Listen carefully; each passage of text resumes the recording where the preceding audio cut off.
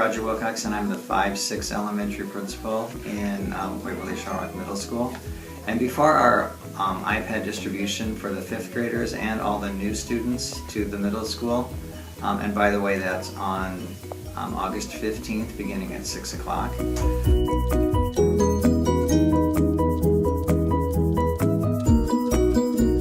I wanted to go over the iPad protection plan, or the iPad policies too.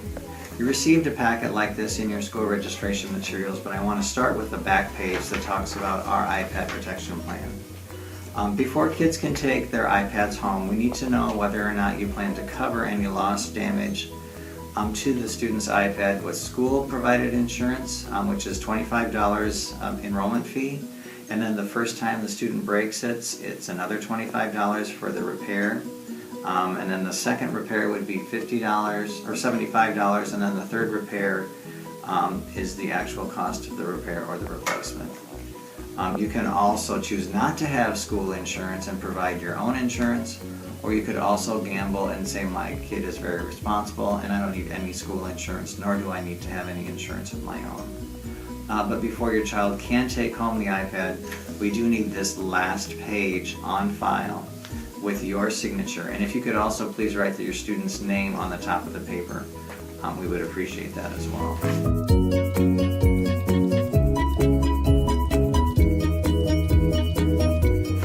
So to quickly go over the iPad, it's an amazing device. It is truly amazing. When you think about your first grader, or your kid now who is a middle schooler, when they were in first grade, they learned a ton of new things, and you're amazed about what they could learn and what they could do by the end of the year.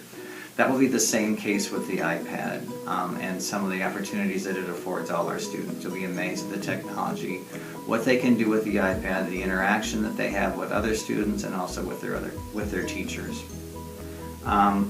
First of all, the iPad belongs to the school, just like a school locker, where there could be searches if we feel like there's inappropriate usage, inappropriate downloads. There are rules and consequences that happen if students abuse their iPad. We ask that they limit the amount of pictures that they take, the amount of music and that kind of thing. That's highly discouraged.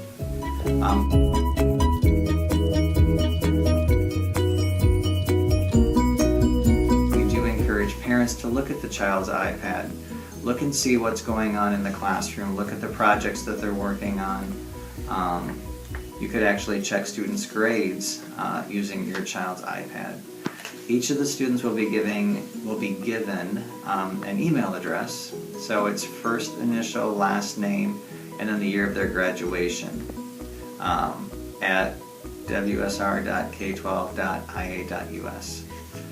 You'll be finding out more about that when the students come home from school after their first few days.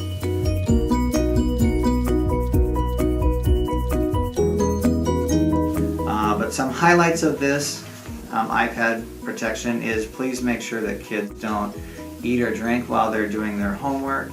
When they carry their iPads, they need to make sure that they're carrying them carefully, not throwing them around if they're in their backpack, making sure that they're safe, that kids don't throw their backpack on the ground or drop it on the ground or have other people throw backpacks on top of each other. When iPads come to school, it's the student's responsibility to make sure that they're fully charged. So you'll have a power adapter, the iPad, and it comes in an iPad case, and it's the student's responsibility to plug in and have their iPad fully charged every day.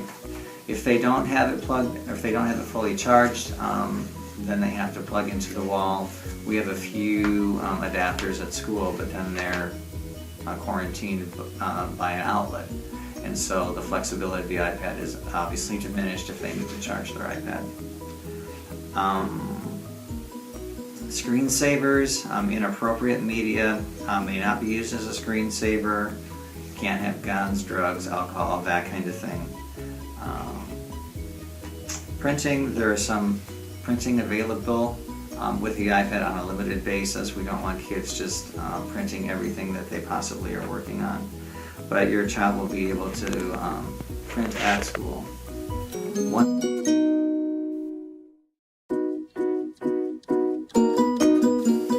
One thing I want to make sure that people realize is that when students are in school, The internet is filtered by our filtering system, but once the iPad goes off-site, then it becomes the responsibility of the parents to filter the content that students are available to have. If you go to the public library, if you go to Duos, I think McDonald's or some other places with wireless, it's those filters, and I don't think that there are very many filters on those sites, so you have to make sure that you monitor student usage. But once they're at school and they're through our servers, then it's obviously the content is filtered.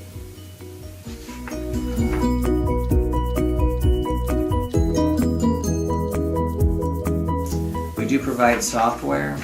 We don't want kids to download anything to their iPad. The school provides the basic software that they need. They'll provide additional apps that each grade level feels is appropriate for that grade. If your child does have an IEP, they receive special apps too that help them in their content areas where they have concerns or deficiencies.